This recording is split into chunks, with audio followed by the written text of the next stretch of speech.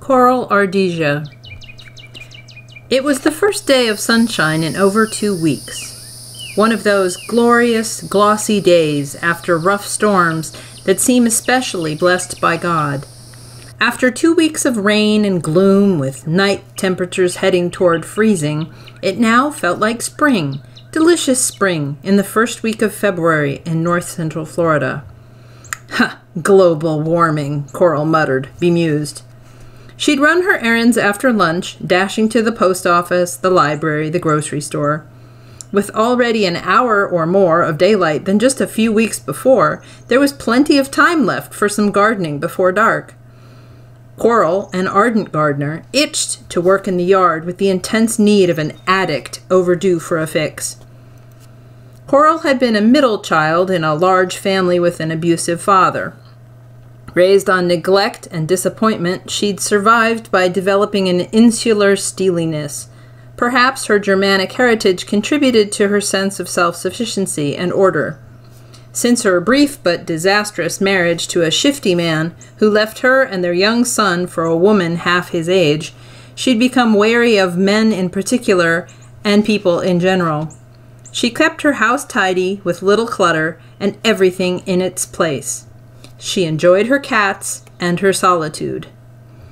Working in the soil, puttering in her flower beds and the greenhouse fed her soul. But her vast knowledge of plants and landscaping and her earthy nature made her a natural instructor. She was a fixture in the university's Institute of Food and Agricultural Services, or IFAS, and the go-to source for the best way to propagate vegetables and on early detection of root rot, fungus, or parasites.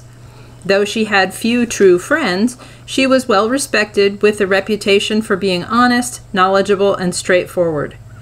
Out on one of her constitutional walks, just after the holidays, she'd spotted some telltale Coral Ardisia berries along her favorite trail through the woods.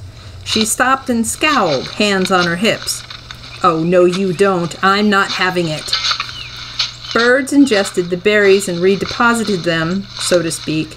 Left unchecked, the woods would soon be overrun with hardy new plants. But between the horrid weather and a whopper of a head cold that had lingered over a week, Coral had hardly been out of the house since Christmas. And this irked her. So much time wasted. January was the time to get out there, to work on the pathways, scan for the first signs of poison ivy, and cut the vines in the greenbrier. And the oak tree seedlings. Nothing wrong with an oak tree, though the live oaks were the more desirable. She had to keep the laurel oak seedlings in check or they'd be everywhere. Yes, sir, this was the time. Once early spring came, it would be too late. All at once, the new leaves would cloak the bare woods and make it harder to find the undesirables. Why, last year she'd rescued a native plum tree bent over double, pulled down by vines. The poor thing had looked like a gymnast doing a backbend. She'd rescued it just in time to recover. So deprived of sunlight, it had lost most of its leaves even before winter set in. Since then, she'd watched the tree reach to right itself to a proper standing position. She looked forward to seeing the delicate white flowers exploding like popcorn come spring. She'd had difficulty getting to sleep some nights, just thinking about all the work to be done. And that Ardisia in the woods, the berries dropping into the soil and taking root, or birds feasting, seeds dispersing, plop, plop, plop. She'd even had a NyQuil-induced nightmare about pulling weeds. The more she pulled, the more appeared. She jolted awake, fighting for breath. Her nostrils were completely blocked up, her pillow was wet with drool, and her sheets damp with sweat. But today, by golly, no excuses. She felt up to a bit of exercise and fresh air, and see what was what. "I'll just do a bit before it gets dark," Coral rationalized, changing into her yard clothes. She fetched a pair of gloves, a tarp, and a shovel, and set off. Soon she was scowling over an extensive patch of an offending Ardisia. She'd once thought it was beautiful. Back in the day, she'd taken pity on one hardy plant covered in berries. It had appeared just before Christmas in a corner of her yard looking like a Christmas gift, a faux holly, all bright leaves and jolly berries, shining out from the mulch, The one bright plant on a wintry gray day. Oh, but she'd learned the hard way. The next December there were 20 adult plants with tiny pups peeking up from the leaves. "We'll just spray it with Rid Up, that's what I do," someone had said. "Right," she'd countered. "Put more pesticides in the soil. You'll be drinking Rid Up soon enough. Might swell mix it in your orange juice now, like the orange juice growers. What do they care if you get cancer?" The irony was not lost on Coral that she, master gardener and long-standing president of the Flower Power Garden Club, shared a name with her nemesis, one of the top invasive plants in Florida. She'd staged eradication events in local parks and given lectures about the havoc this well-adapted, insidious creeper could create in a woodsy habitat. And here it was in her own backyard. Coral got down on her hands and knees and worked at pulling out the peripheral offenders. Younger, with shallow and comparatively small roots, they pulled out easily. Coral grunted with disgust as she discovered that under this juvenile Ardisia hid a half a dozen baby pups all clustered together. Yank, yank, yank, yank, yank, yank, yank, yank, yank. The pile of pulled weeds in the tarp beside her quickly grew. Coral grunted again and sat back on her heels. Phew! She should have brought out a bottle of water with her, but no matter, she wouldn't be at it much longer. She wiped a bead of sweat from her temple. "I'll get this bunch and the ones there covered with berries, and I'll stop," she said aloud. Coral, now in her early 70s, had long tended to speak out loud for company. "Right. Well, out you come," she said, eyeing a particularly bushy specimen. She stood up and grasped the shovel, taking a moment to catch her breath. Her body reminded her of the month of relative inactivity. She felt achy and tired already. "Come on, old girl," she encouraged herself. "Just a bit more. Can't leave that one out here. We'll get this monster, then go in." She pushed the shovel in and wiggled it around, searching for that perfect access up under the root ball. The point of the shovel hit something hard with a dull thunk. She tried again. The shovel tip veered off on an invisible ledge. "Must be an oak tree root there," she grumbled. She stood back. A leggy beautyberry bush blocked her access from this direction. A hickory seedling was in the way for an attack from that side. She shifted the shovel and tried again. This time she felt roots breaking under its pressure. "Aha! Gotcha!" She tipped the shovel. The plant keeled over. Coral reached down and snatched it down low towards the ground. Yank! She lost her balance and tipped backwards when the plant came free. Righting herself, she tossed the plant on top of the pile with a victorious flourish. She took a breath and clapped some dirt off of her gloves. There were still so many. Where had they all come from? 3 large ones were covered in berries. She'd have to be extra careful with those. Just one lost berry and the game would start all over again. Oh my, where did you come from? How had she not noticed those before? This was awful. She'd have to come back out tomorrow and make a day of it. She leaned on the shovel handle, regarding another little community of baby Ardisias with dismay. They were snugged up against the base of a dead oak tree, crisscrossed by greenbrier. "Oh, I knew I should have brought the clippers," she said with a disapproving cluck. She knew she was overtired, close to that telltale, dangerous place of fatigue where one could get sloppy and have an accident. "Just this last bit, and then I'm done." The sun was lower through the trees, and the air was getting chilly. But Coral didn't notice the cooler air. In fact, it felt good. She'd worked up quite a sweat. With satisfaction, she regarded the tarp she'd put down to contain the pulled weeds. It was invisible under the great mound of roots reaching up at all angles from the pile like crooked fingers, some fat as carrots. The snarl of green leaves and berries looked like a holiday holly display hit by a hurricane. She turned her attention to the next offender and raised the shovel. "I'm going to get you, evil thing," Coral panted, working the shovel under the mother load of plants. By far the tallest she'd ever seen, this plant had stems shooting out in all directions, and each stem was loaded with berries. Coral just couldn't seem to get under it. It must have grown over a tree root. She kept hitting something hard. The plant shook as if mocking her. Sweat beads ran down her flushed face. Her back and arms ached. "You are the last one," she puffed. The shovel handle snapped in half, throwing Coral off balance. "Oh! Ow! Ow!" she yelled, tumbling into a long, wild blackberry vine that grabbed and tugged at her skin like tiny, vicious fishhooks, ripping jagged holes along her forearms. One particularly nasty strand reached around the back of her head, grabbing her neck. "Ow!" she howled. "Oh, mercy!" She struggled to stay calm and work herself out of the strands of blackberry.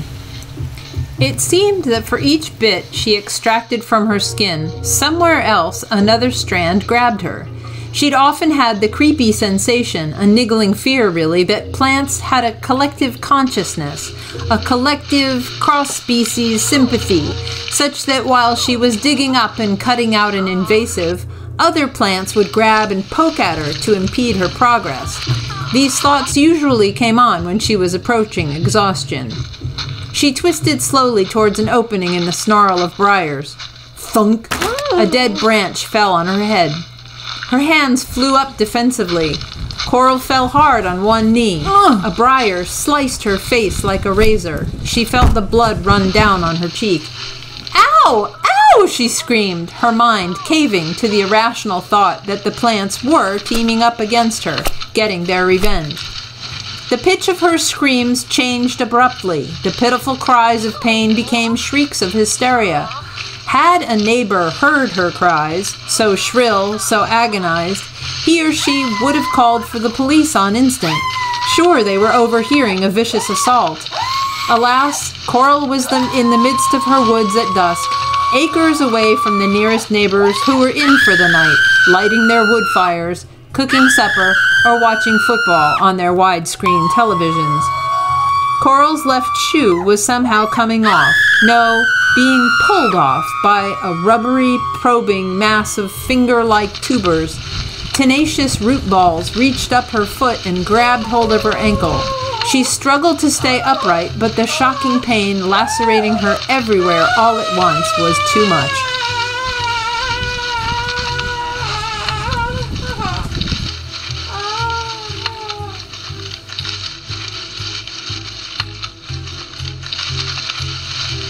She collapsed into darkness.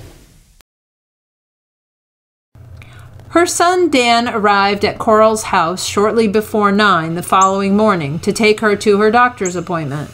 He left the car running and went to the door. Normally, she came out as soon as she heard the car. He'd expected her to come out, handbag in hand. Odd, he thought. She's always on time. He stepped inside. "Mom, it's me. Are you ready?" No answer. The light was on in the kitchen, but there was no sign that she'd had breakfast. The Mr. Coffee pot was empty. That wasn't like her either, he thought with growing concern. "Mom?" She'd planned a full day of it. After the doctor's appointment, they'd go to lunch. Then a camellia show she'd been talking about for weeks. Where could she be? He dashed through the house and upstairs, hoping to God that she hadn't fallen in the bathtub or something. "Mom?" She was not upstairs. He scurried back downstairs and outside, calling as he made his way around the house. He ran a hand through his hair and gazed out beyond her perfectly landscaped house and garden's yard towards the path to the woods. He trotted along the path, looking side to side for her. Dread shot through his body when he spotted the broken shovel off the path. He recognized it as her favorite Jersey shovel, as she'd called it, because it was short and easy to put in the trunk of a car. He didn't really get the implication until later while binge-watching old episodes of The Sopranos and watched Paulie dispose of a body. "Mom!" he called out, knowing with a sick feeling in his gut that he wouldn't hear a reply. Turning to go back to the house, when he saw a bit of a shoe sticking out from under a patch of deep green leaves. "Oh, God, Mom!" he said, slowly realizing her body was twisted in a thicket of briars. that looked like razor wire wrapped around her legs, arms, and body. Dan struggled with his speech for the funeral. Several times he began to scribble out, "She died doing what she loved, gardening." But the look of sheer terror on her face kept coming back to him. He crumpled page after page. The official cause of death was dehydration and hypothermia, though in the 70s during the day, the temperature had plummeted into the 40s during the night. She must have overworked herself, then succumbed to the damp ground and cold air, they'd said. It sounded plausible, and yet, how had she gotten so thoroughly tangled like that? She'd looked trussed and hogtied. Dan had directed that in lieu of flowers, a donation could be made to the garden club. The funeral was small and simple. As Dan had expected, a modest group from the university came out of respect, but no one demonstrated any true grief. The service was brief. Dan felt like a zombie at the podium reading his speech, knowing he was the only one who would really miss her. It was all he could do to face the wooden-faced gathering. His heart wrenched by conflicted emotions while he looked out at a sea of flat expressions. Some checked their watches. Some had the audacity to be texting or scrolling on their cell phones. He gripped the podium and addressed a spot on the back wall. He got through it without breaking down. Then it was limp handshakes and condolences at the door, and on to round 2 of this awful process, the cemetery. Just a handful came to the gravesite. Coral had always said that the Micanopy Cemetery was the most beautiful she'd ever seen, with old oaks, camellias, and azaleas amid the old tombstones. Of course, she was being interred in the newer section, which was not as established with flora, but it was still pretty. She'd prepaid for her spot decades before, making the final arrangements easy for him. So typical of her to be so organized. It hadn't been Dan's idea to bury her on Valentine's Day, but it was when the funeral director could schedule it. The cemetery director said that Dan could have an azalea planted near her headstone if he wished after the funeral. He'd willingly pay extra for that small tribute. The weather had turned grim again. Frost and freeze warnings for several nights running, bone-chilling cold mornings with blustery gray days as a cold front swept across the southeast. Not optimal conditions for a graveside service. The few attendees huddled under the canopy, looking uncomfortable as the bushy-eyebrowed minister droned on about grace, life everlasting, and heavenly rest. Dan cast the first pile of dirt onto the casket. He could hardly see through his tears. Coral's voice echoed in his head.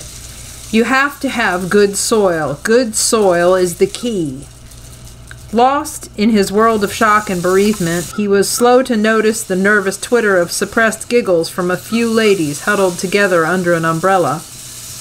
Dan pulled himself back from childhood memories of planting annuals with his mother. He and the minister swiveled their heads towards the rude interruption. The women looked up with looks of sheepishness mixed with concern. Well, what on earth were they going on about? Dan wondered, glaring at them. How could they be so callous? A private joke? Tasteless. He followed their glances. There was the headstone Coral had pre-ordered, a practical, modest stone with just room enough for her name and the key dates. What was that? Perhaps it was unusual to have the grave marker in place so early, but it was ready, so why not? Well, that was hardly something to be laughing about. Well, there was the wreath that Dan had ordered and some other flowers, and what was that? This area of the cemetery was mostly a field of dried grass, yet surrounding the stone and the cascade of funerary mums, there was a glossy ring of green leaves with jaggedy little edges like a fairy circle. He'd not noticed that before. Well, he'd been in such a horrible numb fog it made sense he'd missed it. But what was peculiar, this bold outcropping around the headstone. In fact, looking around, he spotted more. It was like the funeral party was surrounded. Dan scanned the other grave sites and the open field. Dead grass. This seemed to be the only place with the holly-like greenery. In fact, looking again, there seemed to be even more than he'd just noticed. There, over there. He heard one of the women whisper, "Look, Coral Ardisia. How ironic is that? Why, Coral would just die if she saw." Realizing Dan was staring at her, the woman's mouth stretched out in an "oops, you caught me" grimace. "Oh, sorry," she mumbled with an awkward laugh. She covered her mouth with a hand and turned to hide amongst the other women.